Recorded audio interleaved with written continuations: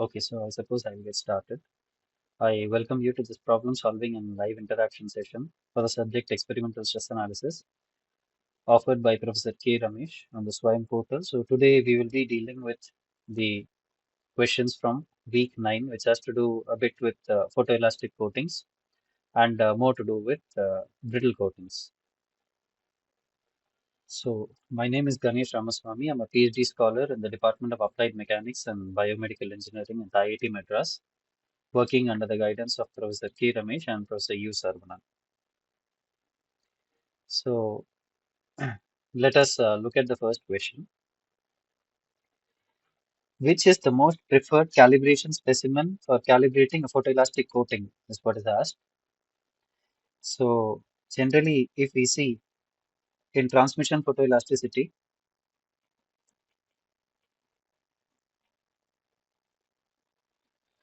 in transmission photoelasticity,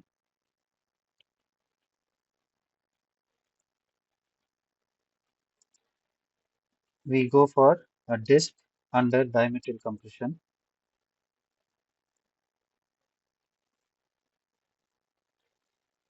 since we require a variation.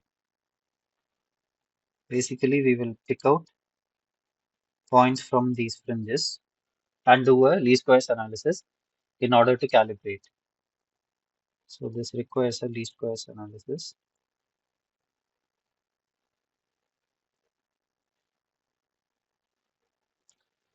for calibration.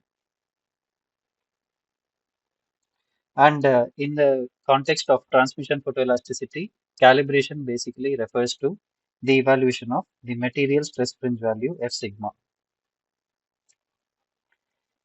Now, generally, if we see this problem, that is beam under 4-point bending, gives us fringes that are basically parallel.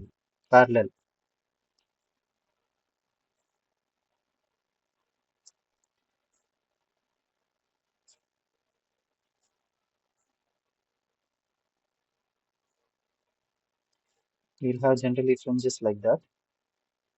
So this is basically used for calibration of color tables, or rather, we use this as a calibration specimen for generating color tables.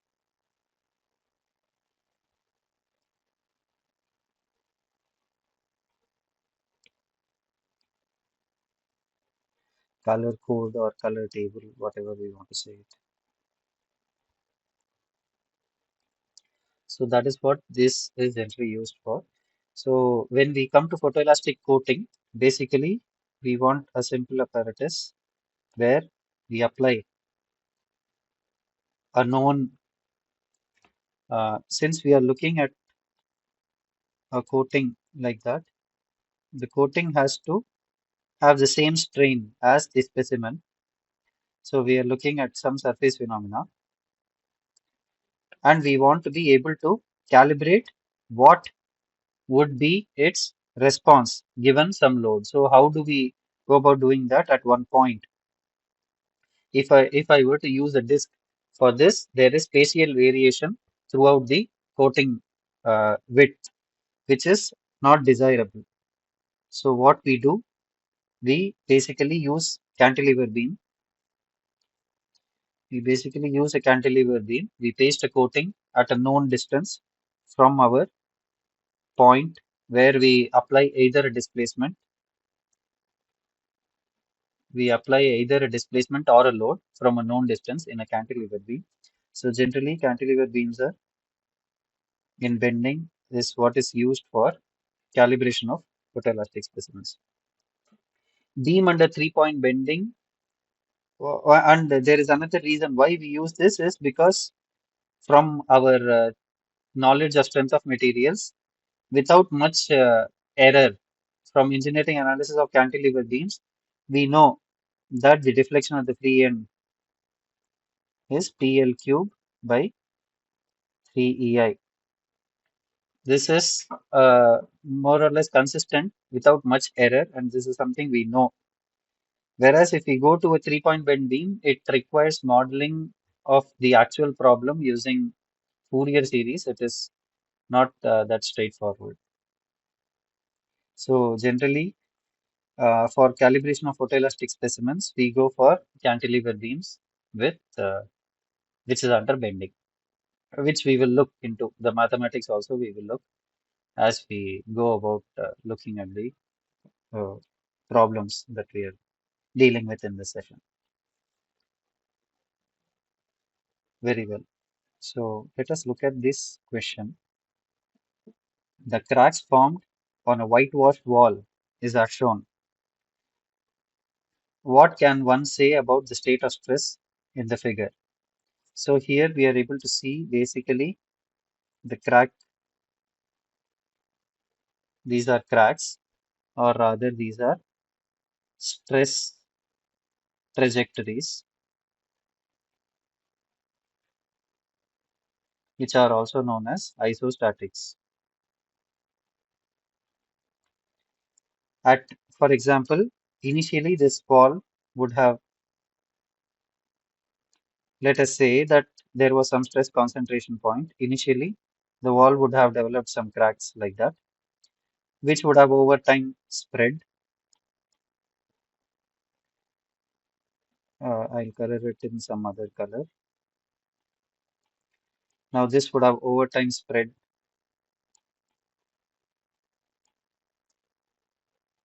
So each color here basically represents some other time at some other time, and it is totally random.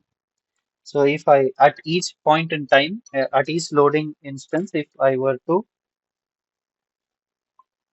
excuse me, at each loading instant, at each end of my loading cycle, if I were to go and mark the crack tips like that, so that would imply that what I'm drawing is a isoentalpic contour, whereas the stress trajectories themselves, which the crack paths carry, are known as isostatic. So here we are able to see, uh, if we were to look at a basic information, if I have a pattern like this, and if this is a brittle coat, and if I were to load it like that, now I know that my crack would develop like this because it's the brittle material. The maximum principal stress is this.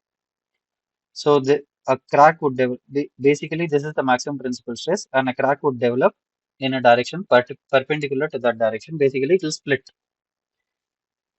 Now if I have the same thing, but if I just rotated it, if I have the maximum principal stress in that direction, my crack would have been like that. Now, if, let us say, for example, if I were to club both of these, that I have maximum principal stress and maximum principal stress like that. So what would happen? And let us say that I would indicate it with the arrow that this stress is actually smaller. What I'm saying is this stress is actually smaller than this. Nonetheless, it is tension. So what would happen if I were to do this?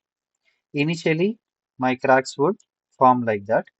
After a certain level of loading, I would also have some cracks that basically get formed in this direction. The secondary cracks that get formed due to our other principal stress, which is also tensile. Now here we are able to see that the crack patterns don't are not either along one or along two. And we are looking at the plane. We are looking at one plane in the third direction. And these are all random. So this indicates that when there is when there is no preferred direction, when there is no preferred direction,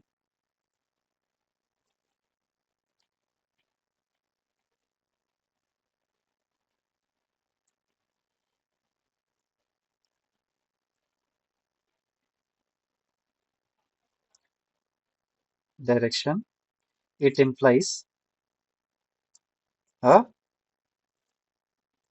It implies that all directions are principal stress directions. So, and we are able to see that cracks are forming, and naturally, since these are brittle coats, the cracks would only get formed when these are pulled, that is, when the state of stress is tensile. So, sigma 1 is equal to sigma 2, and we can conclude that sigma 1 and sigma 2 both, which are equal, are tensile in nature. Whereas we are not talking about the out of plane action. So, sigma 1 equal to sigma 2, and both being tensile create this kind of a pattern. This is a zoomed in image of one wall, and of course stress state might vary from point to point, but in general, looking at this pattern, something like this can be concluded. I hope that is clear. Okay, well, looking at this question, a planar specimen is coated with a brittle coating, is what is said. So we have a planar specimen like that, and then it is coated with a brittle coat. Let me just quote it here, for example. We have a brittle coating here, like that. Let this be the brittle coat.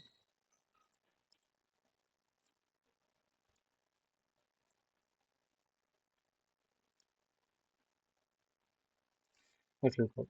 Considering the Poisson's ratio mismatch, when the specimen is subjected to the uniaxial stress, the coating stress would be what? Now we know for a coating represented by C and specimen represented by S. Now we know that the strain in the coating sigma epsilon 1C is given by sigma 1C. Now we are looking at a planar condition. Yeah, yeah. Now we're looking at a planar condition. So we know that this will be EC minus sigma 2C by EC. This is something we derived even in the last class. I'll just briefly go through this. I won't derive it afresh anyway. Whereas sigma 2C is sigma 2C, epsilon 2C is sigma 2C by EC minus sigma 1. I'm sorry, this also has to have a Poisson's ratio term, mu C, sigma 2C. That is the Poisson's effect basically, sigma 1C by EC. Now, the same can be said for the coating, for the specimen also. So, epsilon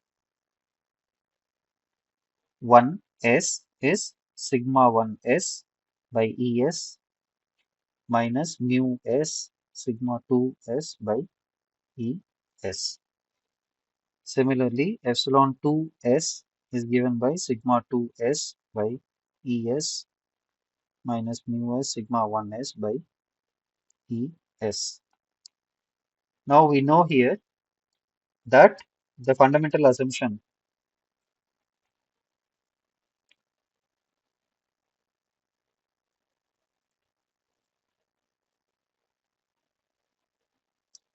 in coatings, coating techniques is strain compatibility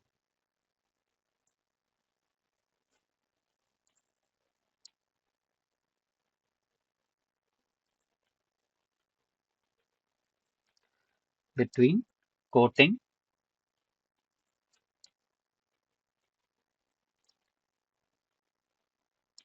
and specimen. So what we are trying to say is epsilon 1 C is equal to epsilon 1 S and epsilon 2 C is equal to epsilon 2 S. So when we enforce this condition, we basically have to do some algebra, which is also something we covered in the previous session. So what we would eventually get is sigma 1 in the coating is given by epsilon c by, I'm sorry, EC by ES into 1 minus mu c squared into sigma 1 S 1 minus mu S mu c plus sigma 2s into mu c minus mu s. This is something we derived.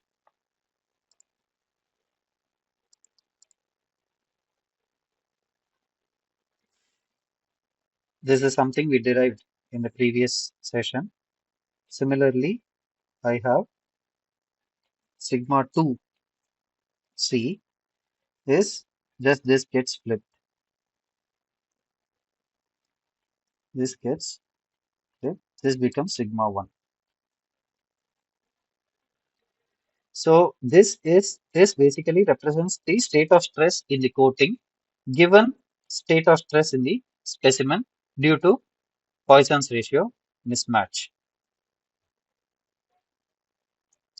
Now let us revisit the question. What the question says is the specimen is subjected to uniaxial stress. The coating stress would be what when there is Poisson's ratio mismatch is what is asked. So the question, as per the question,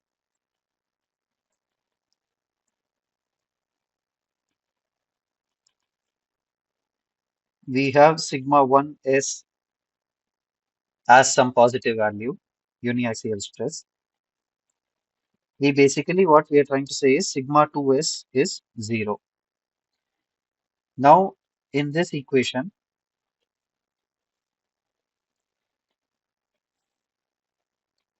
let me take this equation and make sigma 2s contribution as 0.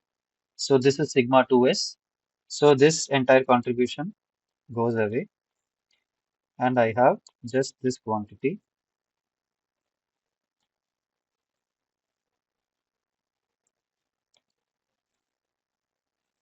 So this is what I have as sigma 1c.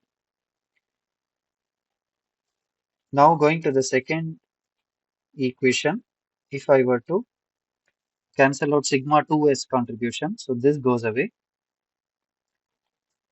whereas this thing is still non-zero. So this implies, if I were to just highlight this, due to 1 sigma 1s, we have a biaxial state of stress in the coating. Therefore, due to Poisson's ratio mismatch,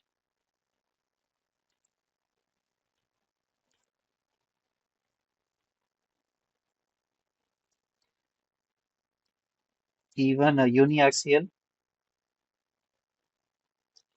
state of stress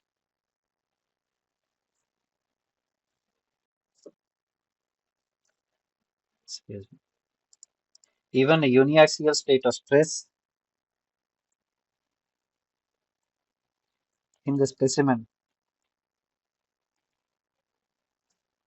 causes a biaxial state of stress in the coating.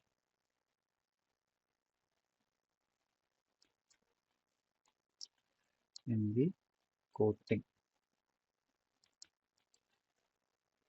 So the answer to this question is creates a biaxial state of stress.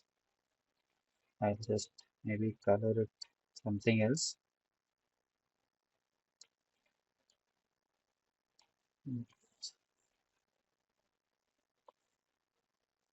Better.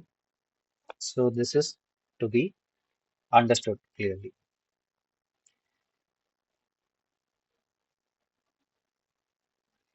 Very well. Okay. So let us look at this question. Now the question says, it is proposed to conduct a photoelastic coating test on an aircraft landing gear. So let us just start listing what the question is saying. So we are dealing with a photoelastic coating.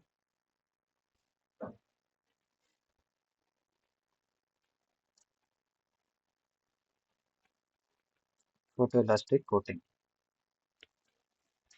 is what we are dealing with here.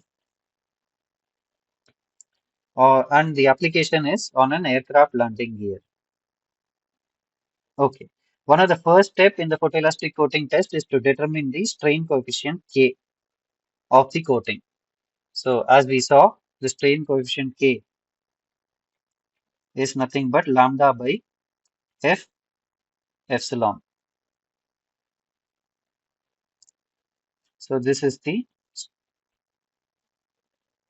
strain of the coefficient for any photoelastic coating. Now, one way to go about is that, as we discussed in the previous session, we take the photoelastic coating, we pull it, we actually conduct a transmission photoelasticity experiment over it. We determined F sigma. From F sigma, we can get back to F epsilon by the relation. That is one way to go about. But that is not what we are doing here.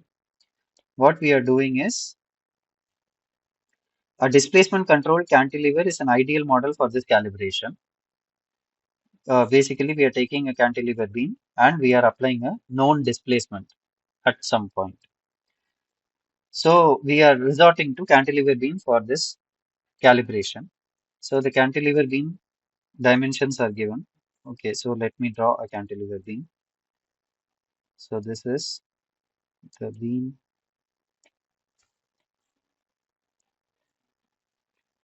So we have something like that. So let me just connect this. Okay, good enough.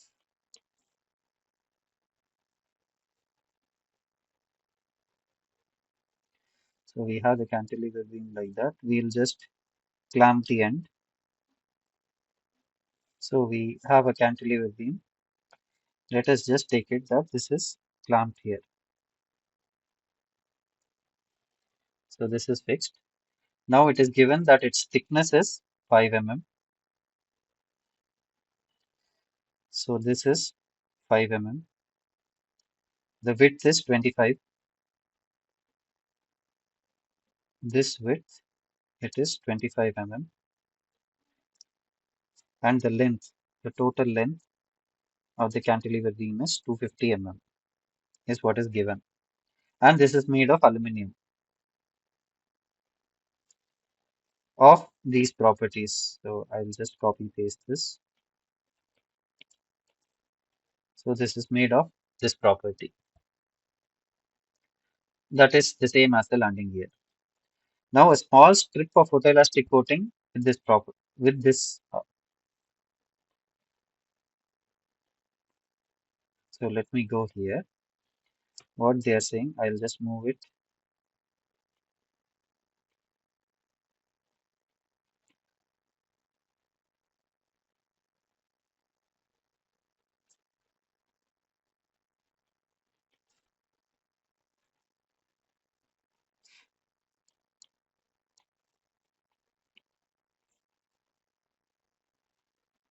Okay.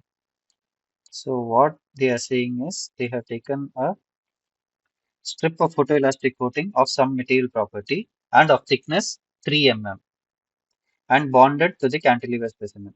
So basically here we have a 3 mm thick photoelastic coating.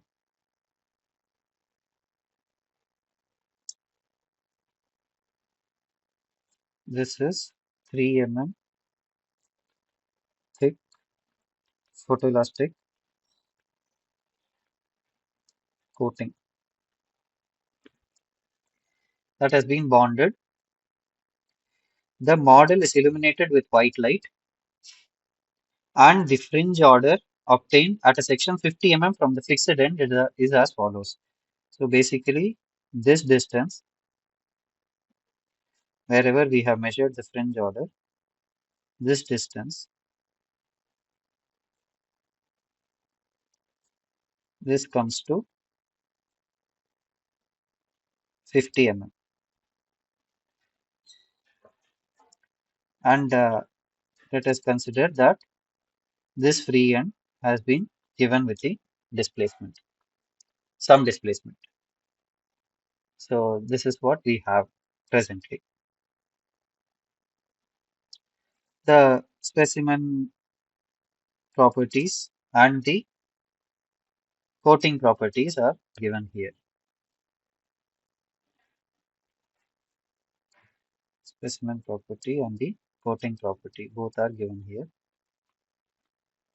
for us to refer. Okay. And the displacement versus the fringe order is what is obtained. So what is said is initially we take this cantilever beam, we have pasted this coating here, we have pasted this coating here. Now we are applying known displacements using a screw gauge and we are trying to measure the photoelastic response. Basically, we are trying to find the fringe order at this point and it is found to be how we will find the fringe order. Now this is a reflection photoelasticity experiment. So basically we will be having the light source like that and this light source is white light. It impinges and we are able to observe it here. We can do either by color matching or we can basically try to compare it against color calibration table to in order to find the actual fringe order at that point. And that fringe order with every displacement increment, the fringe order is 0.3, 0.5 and so on. This is how it is increasing. So based on this entire discussion, what is asked is what is the correction factor in bending? Since we are dealing with coatings, we know that there is a reinforcement effect which needs to be accounted for a coating specimen versus an uncoated specimen, which is what we term as the correction factor. And since this is a bending problem, we will do that for bending. Slope obtained in the, what is asked is slope obtained for the N versus displacement Y plot. And what is the strain optics coefficient for this coating is what is asked. So let me draw a simpler diagram, perhaps. I'll just draw a simple 2D diagram for this.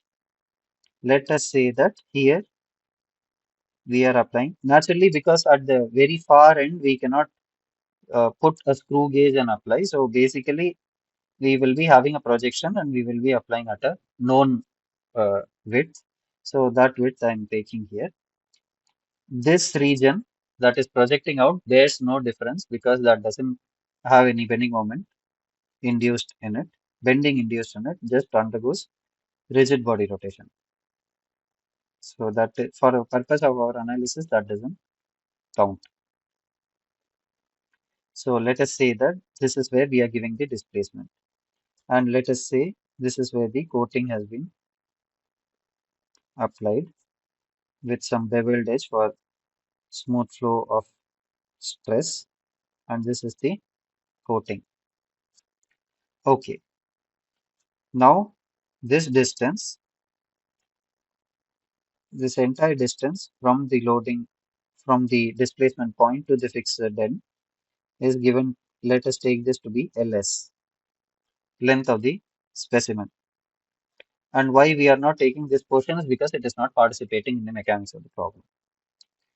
Similarly, let us take this distance to be, let this be L. Basically, this is the distance where the displacement is applied to the point where the fringe order is actually measured. Okay, based on this, let us say what would delta be? Delta is basically equal to, now our focus is to relate this delta to the optical response of this photoelastic coating and determine K. Now we know that photoelastic coating basically gets stressed because of this. So we need to find that expression for stress and plug it in our strain optic law, so to speak. So for a cantilever beam, I'll just reduce the thickness a bit. So for a cantilever beam,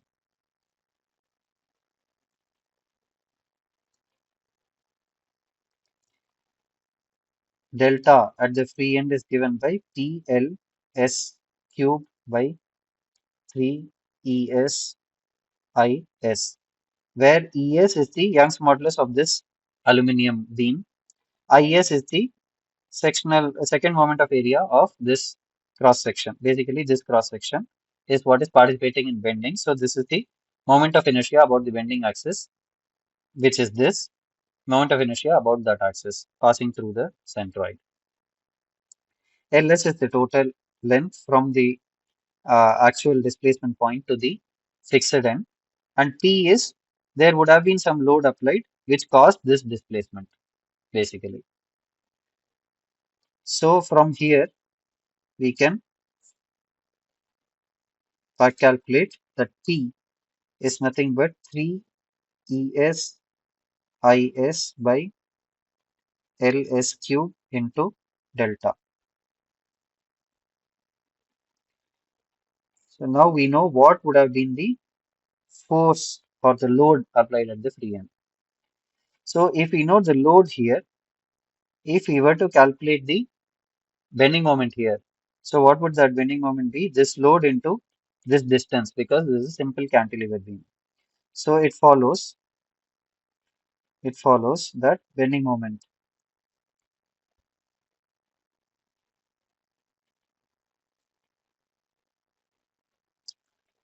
at the point of interest.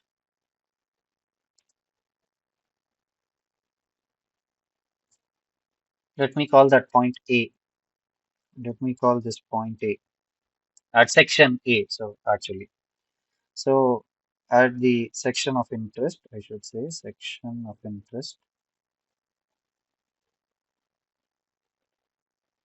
is nothing but PMB is nothing but P into L. Whatever P was applied into this L, and we know the expression for P here. So let us substitute this. So this becomes 3 ES IS by LS cube into L delta. So we have got the bending moment here. Now we are looking at the top face of the specimen where the stresses would be maximum, and that which will cause the maximum strain which will get delivered to the photoelastic coating. So from our flexure formula,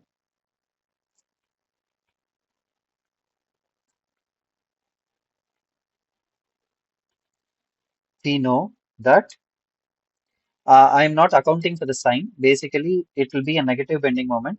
And in the flexure formula, again, we have sigma x by y is equal to minus mb by I. So this minus and that whatever minus comes here cancels out. So I'm not accounting for the sign. I hope it is clear anyway. So from flexure formula, we will get that stress. So let me call this, basically we will have stress sigma 1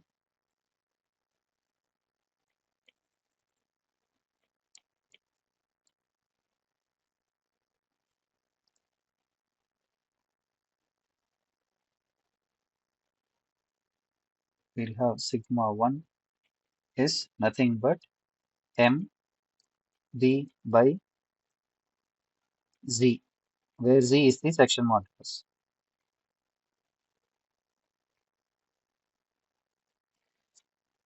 which can also be written as mb by is into y max. Now y max is nothing but hs by 2 in this case, because this is the depth of the specimen. Depth of the specimen by 2 is what our y max would be.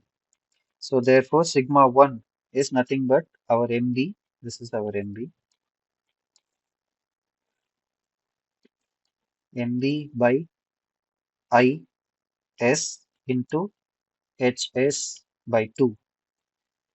So these two is gets cancelled. I'll just maybe put it like that. This gets cancelled. So this follows that sigma 1 is 3 es hs delta by 2 ls cubed. So this is something we have now. Now plugging this into the strain optic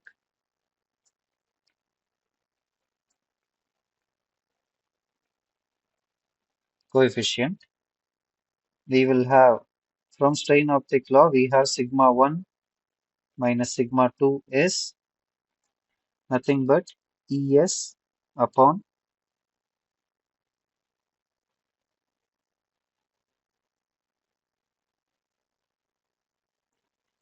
1 minus mu s squared into n by 2hc into the strain optic coefficient, which is lambda by basically f epsilon, which is lambda by k into the correction factor. So this is our basic expression which we derived. Now sigma 2 becomes 0. So therefore this follows that this expression sigma 1, I'll just substitute this here. This is equal to RB into ES by 1 minus mu s the whole squared into lambda by 2hc into n by k. I'm just rearranging this a little bit. So from here, I can back calculate k. K is nothing but RB ES upon 1 minus mu s squared into lambda by 2hc into n. Basically, I've retained everything here, only brought k to this, and I just have to multiply this to the other side and invert that and multiply. So this gives me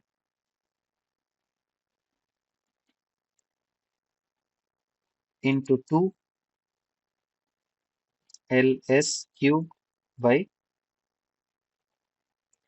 3 es l hs delta.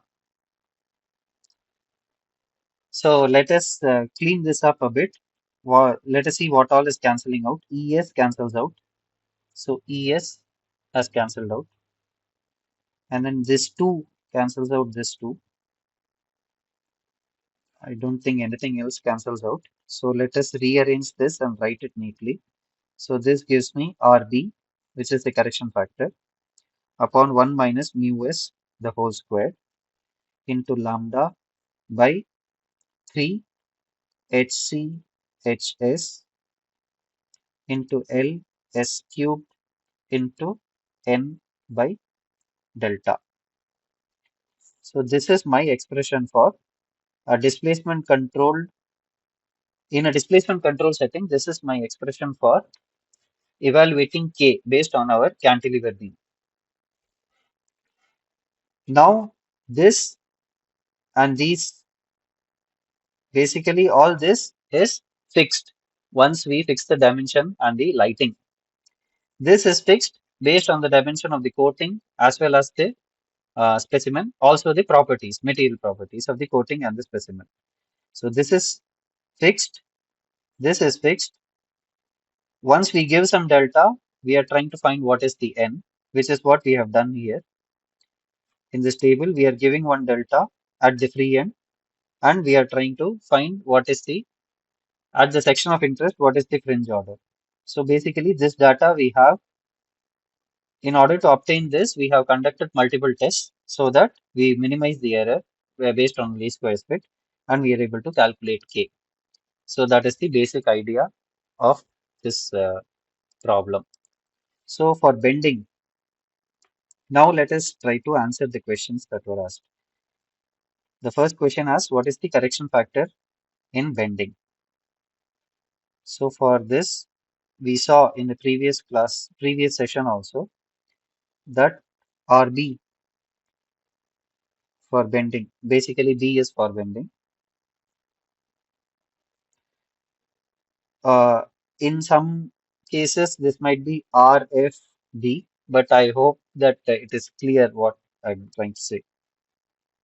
This is the correction factor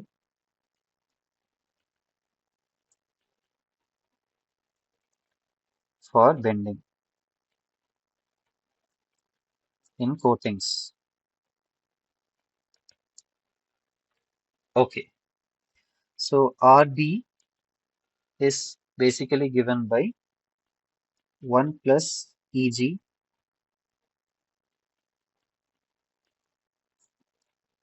on 1 plus G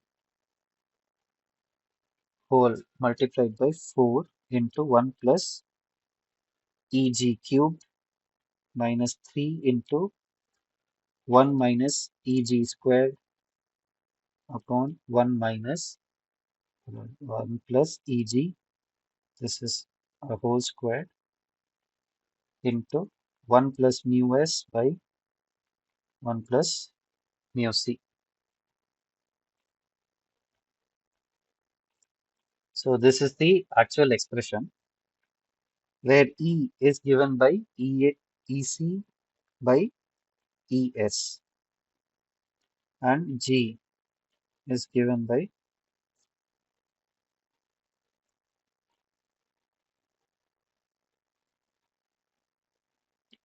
G is equal to HC by HS. So here the geometric property comes in, here the material property comes in. Both play a role in that correction. Okay, so let us now be specific to the problem. E for the problem, for the given problem.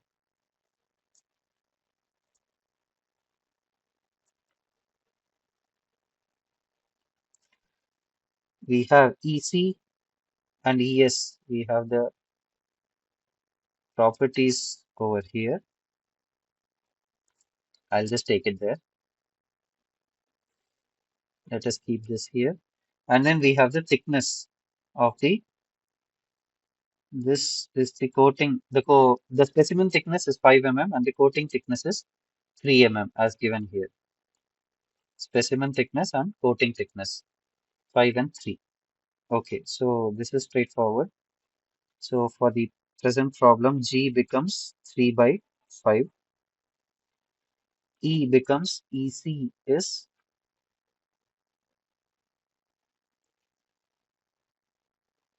okay, there seems to be some typo here.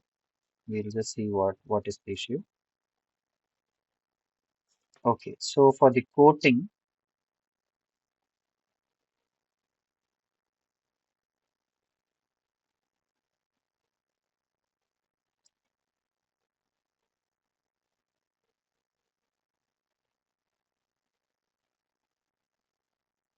there seems to be some mismatch here. Actually, this is too high a value as compared to 71 GPa.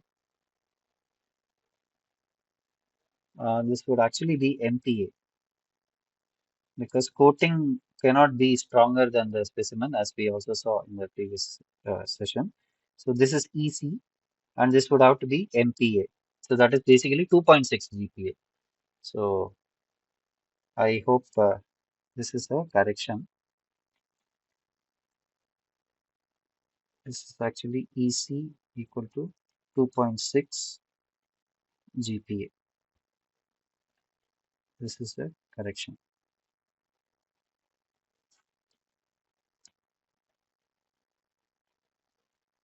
Otherwise, what we are saying is we are analyzing the aluminum with a stronger coating, much orders of magnitude stronger than that. So that doesn't make much sense. Okay, so with that, if we go here, this becomes 2 point, was that 2.6? I suppose it was.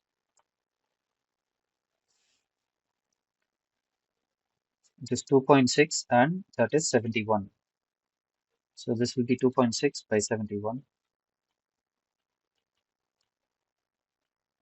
71.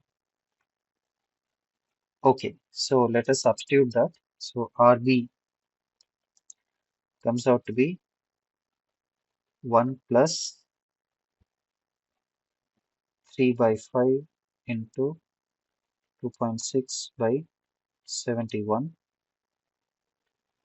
divided by 1 plus 3 by 5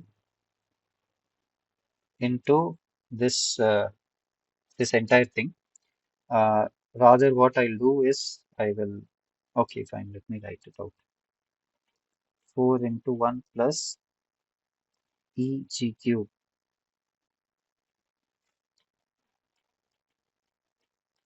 E into G cube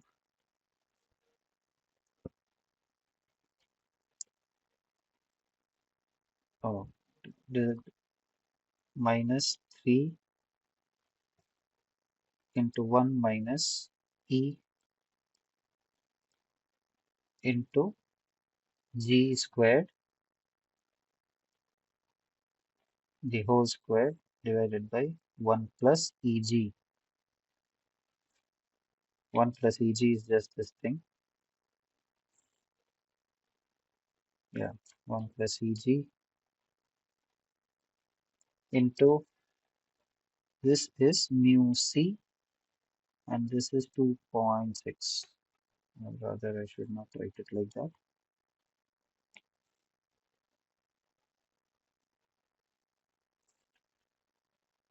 This is 2.6 GPa into 1 plus mu S.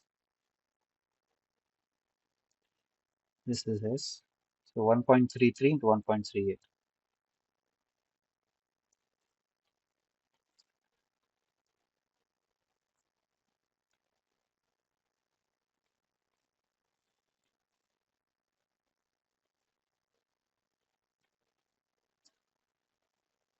Okay, so what does this come out to be? I'll just quickly evaluate this. So this is 2.6 by 71.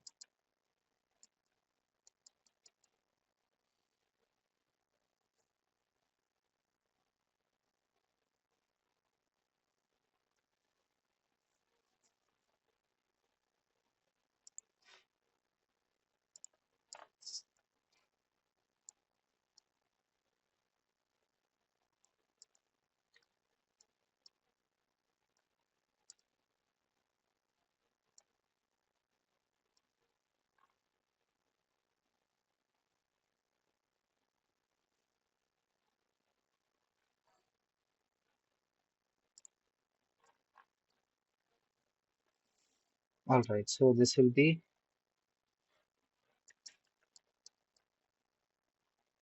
2.6 by 71 and this is 3 by 5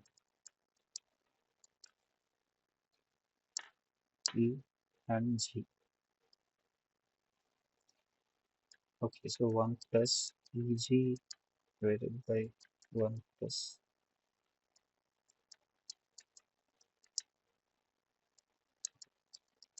EG divided by 1 plus G into 1.33 by 1.38 to 4 to 1 plus EG minus 3 into 1 minus EG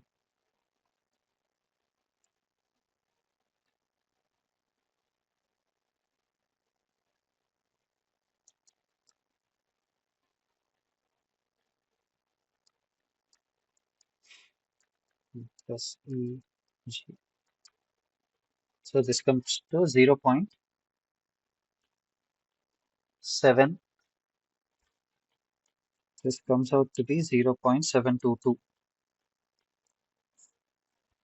So this is the correction factor for bending, meaning what we should expect is only 72% of the actual response because of the reinforcement effect due to the coating placed on the specimen. So this is 0.722.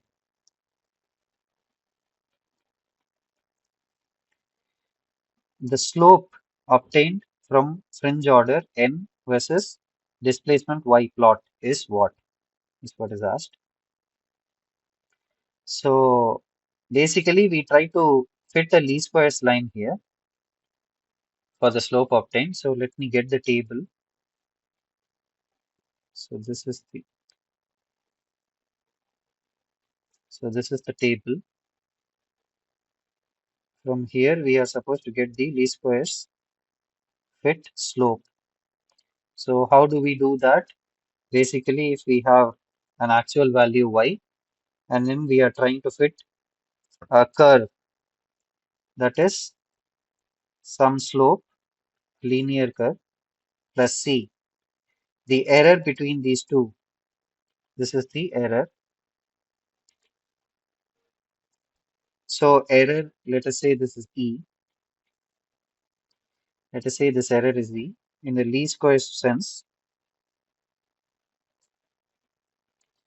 least squares error is, this will be the actual value minus mx plus c, the whole square. And then we try to minimize this error.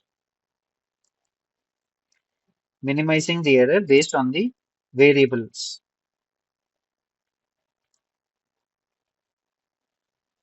Minimizing the error would imply, because in this curve, y is the actual value. We are trying to replicate that using a straight line as a function of, as a linear function of x with an intercept. So basically, m and c are variable parameters which we should find in order to minimize this error. So how we go about minimizing this error is, we will take the partial derivative of that error with respect to each of the unknowns, and we'll try to set it to 0. From here, we will get two equations. Excuse me, just a moment.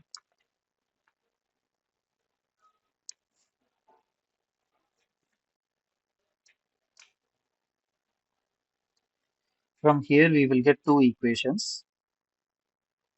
Do c equal to 0, two equations, and we can solve for these two unknowns, m and c.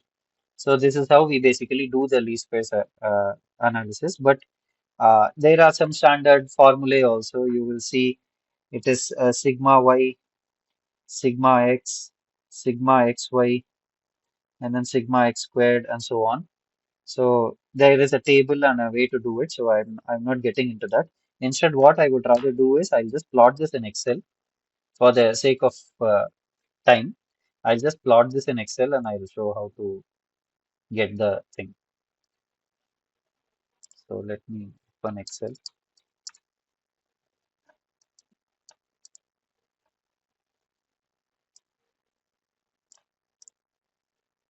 So here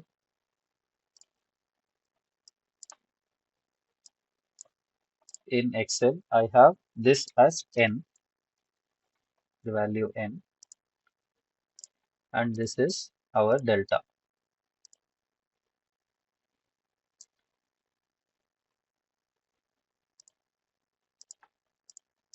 And this is the value of delta. So we want n versus delta. So delta, we'll place it here. Okay. So delta is 1, 2, 3, 4, 5, and 6 mm. And n, we have it as 0.3, 0.5, 0.8, 1, 1.3, and 1.6. So this is the data that we have.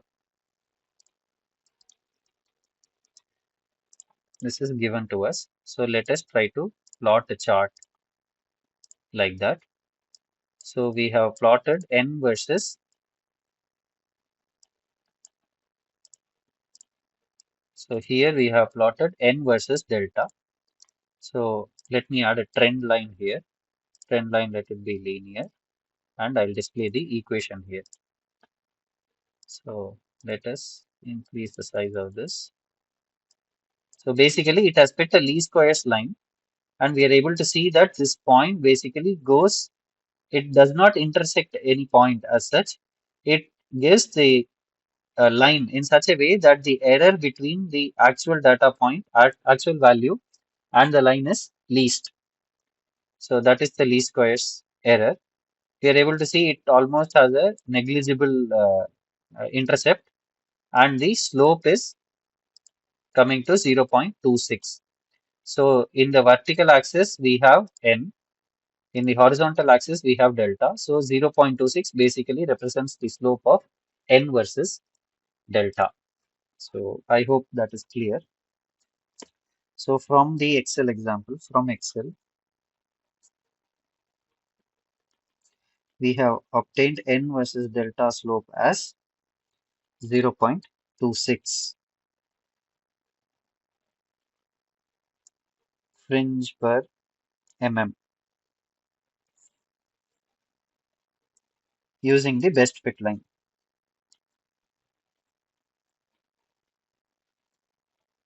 Best fit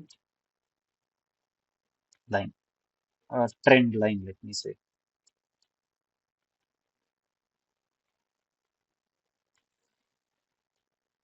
Very well. So here we have got this as 0.26. Here we have got this. Now this is coming out to be 0.26. Now the question asks, what is the strain optic coefficient? So that is straightforward to calculate. We have the formula that we derived here. So let us just copy this and I'll go here. I'll paste it here. So from here, we know the value of this, we know the value of this, and we anyway know the other values here. So let us go ahead and evaluate this. K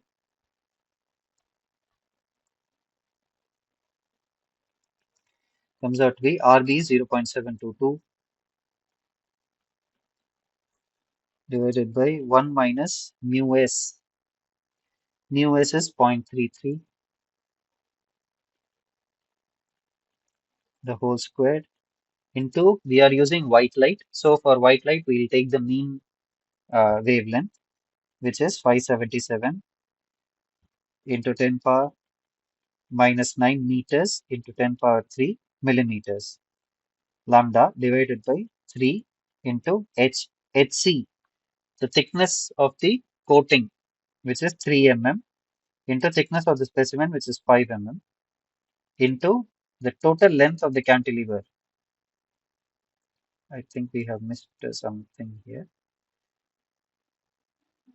Yeah, basically one L got missed. So that L would also appear here. I hope you are able to see it. While cleaning this up, this L got missed. This L should appear here. So similarly, that L would also appear here. So that L, what is that L from the question? That L is the point where the displacement is applied to the point of interest. Now, in our question, it is said that it is 50 mm from the far end. This is 50. This we know is 250. So this would have to be 200 minus 250, which is 250 minus 50, which is 200. So L is 200 in our case. So we have 200 and the total length of the specimen beam is 250, the whole cubed into this value. This is 0.26. So from here we can easily evaluate what K is, which we can do 0.722 on 1 minus 0.33 squared 10 power minus 9 into 10 power 3 into 250 cubed into 0.26 divided by 3 into 5 into 200. So we get this as 0.21.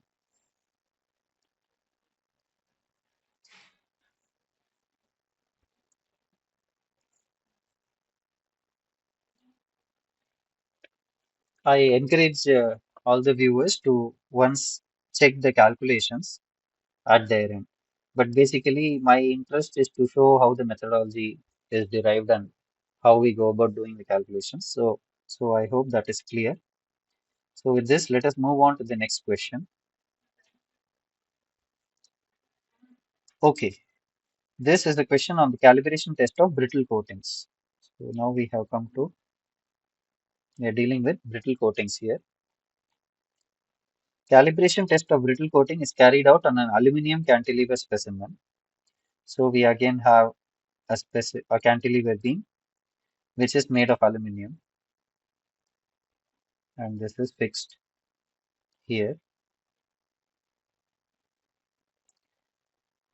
And the test revealed that the threshold strain of the brittle coating is 300 microstrain.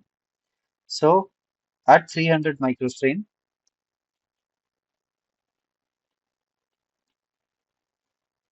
the coating failed.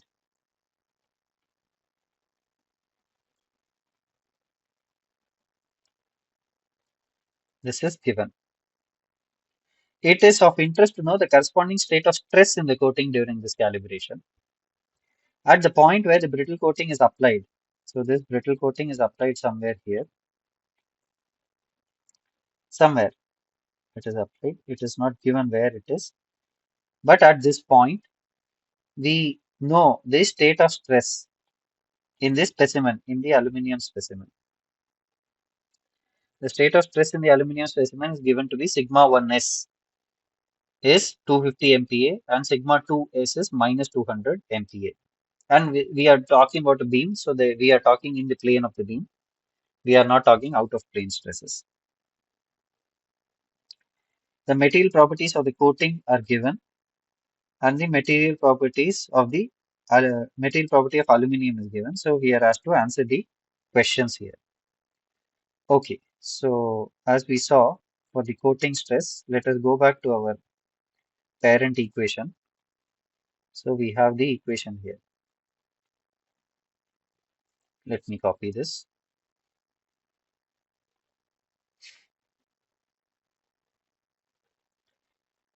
and bring it here.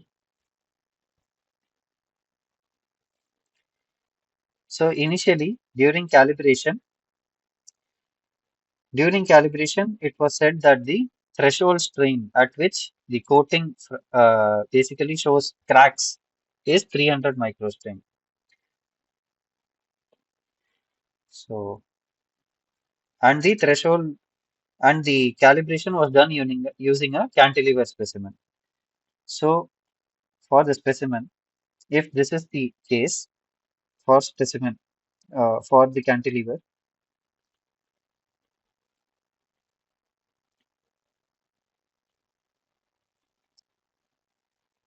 for the cantilever calibration's case, sigma 2s is 0 because we have only uniaxial tension on the top fiber in the cantilever. So basically, what we would look for is only this quantity here. So from here, I can say that sigma 1 C is nothing but EC upon 1 minus mu C the whole squared into 1 minus mu C mu S into sigma 1 S by E S. Now from compatibility of strain, we know that this quantity is nothing but epsilon S. But from compatibility of strain, we know that this is also equal to epsilon C. And at fracture, when sigma 1 C is equal to sigma naught C, sigma naught C is the term we used for the failure stress. When this is so, then epsilon C is equal to epsilon D, which is equal to 300 microstrain for this problem. So therefore, sigma 1, sigma naught C is given by EC upon 1 minus mu C the whole square into 1 minus mu S mu C into epsilon D.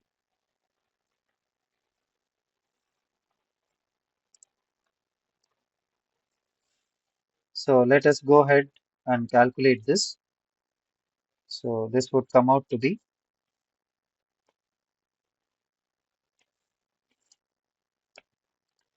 EC is 1.45 GPa.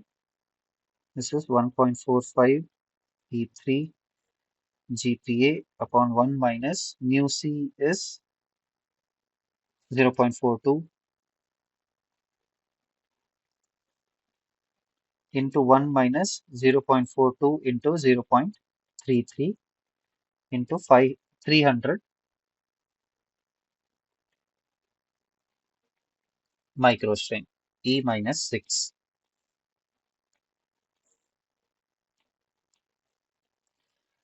So sigma naught C comes out to be, then evaluate it from here, 1.45 into 10 power 3, 0.42 into 1 minus 0.42 into 0.33. Sorry, I have left out the square here. 1.45 E3 divided by,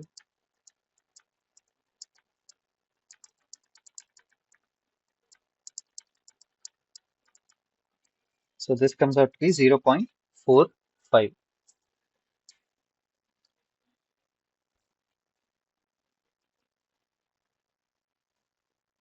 So this comes out to be 0.45 MPa. This is the coating stress when it failed. This comes out to be 0.45 MPa. Now the coating stress sigma 1C and sigma 2C are asked when this has been applied to a aluminium specimen.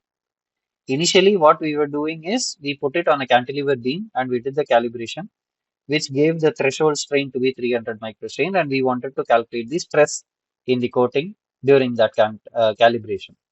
Now we have applied it to an actual aluminum specimen, and aluminum is the key word because this specimen and the cantilever specimen happen to be the same material. We will see the implications of this as we go ahead. So this is at the point when the brittle coating is applied, the specimen stresses are known to be this much. So what is asked is what is sigma 1C and sigma 2C.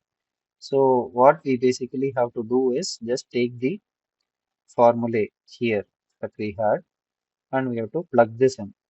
So that is all that needs to be done, which we derived in the last session. So let me put that here. Let me make this smaller. Now it is given that sigma 1S is, in the question it is given 250 and sigma 2S is given to be minus 200. S is 250 MPa, sigma 2S is minus 200 MPa. So this is given. So I can evaluate ES. Let me just have all the unknowns at one place. EC is given to be 1.45 GPa.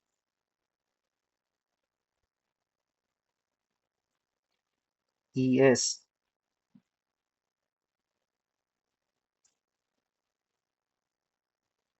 ES is 70 GPa. I'll just take this actually.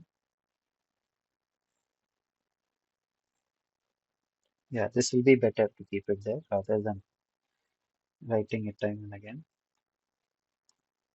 Okay, so I'll just substitute this. So sigma 1C is EC by ES into 1 minus 0.42 squared into 250 into 1 minus 0.42 into 0.33 minus 200 into 0.42 minus 0.33. So this comes out to be 1.45 by 70 times 0.42 square into 250 into 1 minus 0.42 into 0.33 minus 200 into 0.42 minus 0.33. So this comes out to be 4.96 MPa. Similarly, sigma 2C we can evaluate just by reversing the order here. So basically 250 goes here, minus 200 comes here. I just need to put a plus here. So that is all the difference there is. So I'll just evaluate that. 1.45 by 70 into 1 minus 0.42 squared into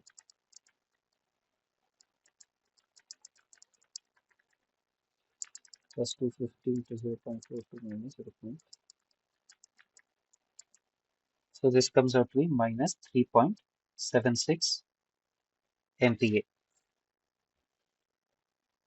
So we have got these values for these two cases. Very well. So now that this is evaluated, now the question asks, in the field, the coating is applied to a mild steel specimen having Young's modulus of 210 GPa and a Poisson's ratio of this. Initially, we did it with aluminium, but now we are saying we are applying it to a mild steel. Consider this case. Answer the following questions. Specimen stress sigma naught S to cause the coating to fail is what? Is what is asked. Now we know that the specimen stress initially, the coating stress.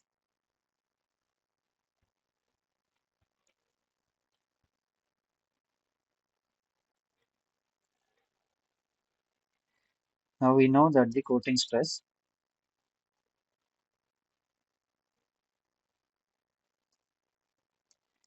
is given by EC upon 1 minus mu C the whole squared.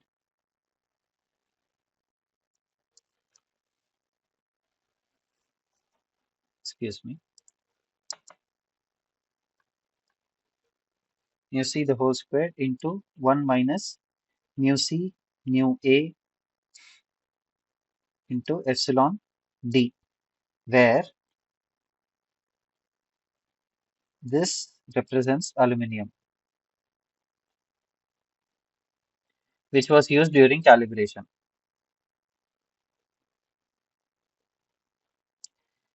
In fact, using this, we found out what is sigma naught C. Here we did it. Here we did that using sigma naught C. Now, in this case, we know that sigma naught C, when it is applied to mild steel, is given by ES upon 1 minus mu C the whole square, I'm sorry, EC into 1 minus mu C the whole square. That I shouldn't put it this way. I should write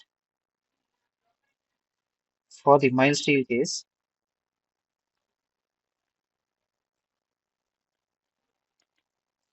we have sigma naught C is given by EC by ES into 1 minus mu C the whole square into sigma 1 S into 1 minus mu S mu C. Now I know here that S is actually the specimen which happens to be of mild steel now.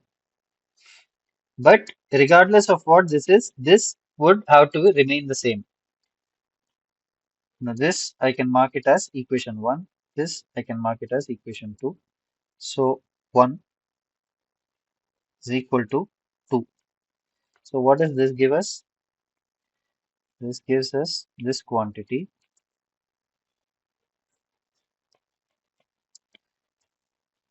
is equal to this quantity.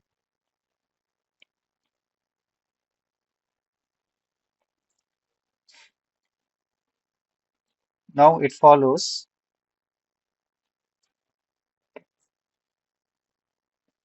I'm sorry, yeah, from here it follows, I'll just remove whatever is cancelling out. So we have EC cancelling out.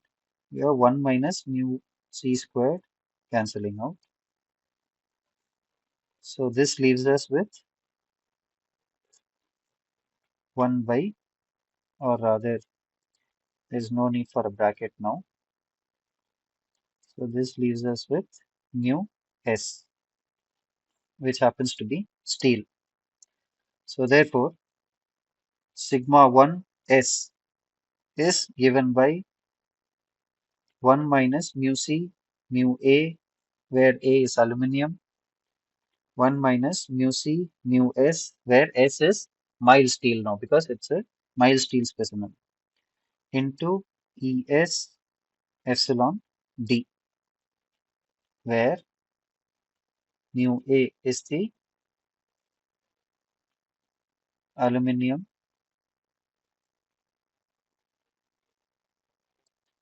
calibration specimen and mu S is the specimen which is made of, mild steel now. So therefore, sigma 1s is given by 1 minus mu c is 0.42 into mu a is 0.33 divided by 1 minus 0.42 into what is the Poisson's ratio for mild steel, that is given 0.26, and E is given to be 210. So this will be 0.26 into 210 E3 into 300 E minus 6. So sigma 1s. And since we are talking about failure strain, so basically sigma 1s becomes sigma naught s, since we are taking it at coating failure.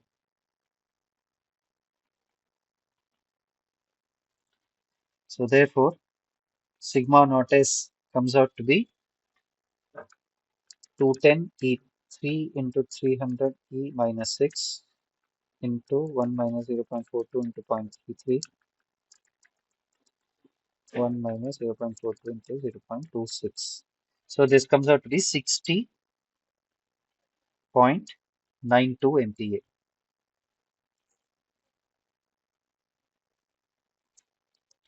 This is a knot.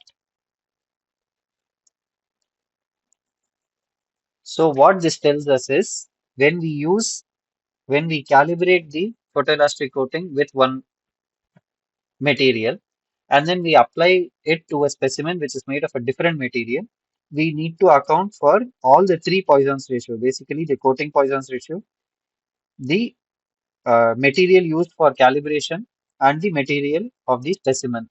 So we need to account for these three Poisson's ratio in order to evaluate our quantities. So this comes out to be 60.92. So in the field, when the coating is applied to a mild steel specimen of these properties, the specimen stress to cause the coating to fail would be 60.92 MPa. Now the next question asks, if the calibration specimen was also made of mild steel, then what would be the coating stress to cause this to fail? Basically, what we are saying is here, this question says if mu s equal to, if mu, that is, if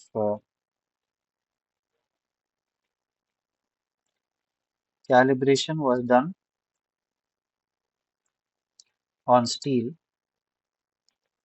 then basically in this formula, whatever we have as mu a would be mu of mild steel only. In which case you can see that 1 minus mu c mu s upon 1 minus mu c mu s, it just cancels out and it leaves us only with one quantity, which is directly applicable. Just write it out here for clarity.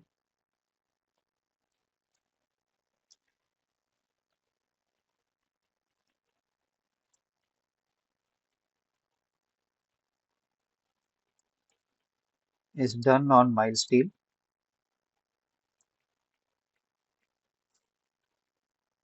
Instead,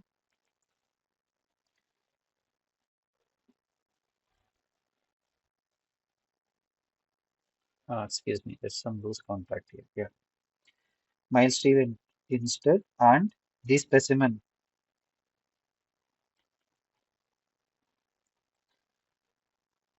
is also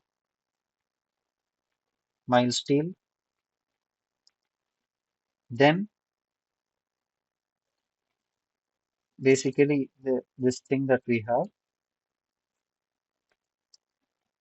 we will have this also as steel only because both are same. So this essentially cancels out. So this is equal to ES epsilon D, which is nothing but sigma naught S. This is sigma naught. This will be 210 GPa into 300 microstrain.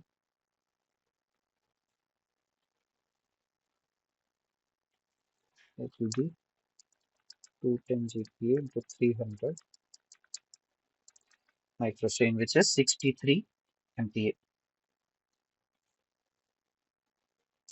And in the earlier case, we saw we were getting 60.9, 60.92. Now, if we were to use the same mild steel beam for our calibration also, then the specimen, the coating that is coated on the specimen would actually fail when the stress in the actual mild steel specimen is 63 MPa instead of 60.92. So this is 63 MPa. Okay, so I hope this is clear. So that is how it is to be done. Anyway, so now I've run out of questions. So in this session, we saw some how to calibrate the photoelastic coating and also what are the implications while using different materials for calibration and specimen in the case of brittle coating and some fundamentals of our coating stresses, how they develop. Other than that, if there are any questions, viewers are free to ask them in the forum, and we will have the next session next week, next Monday on week 10, which has to do with strain gauges. So, thank you.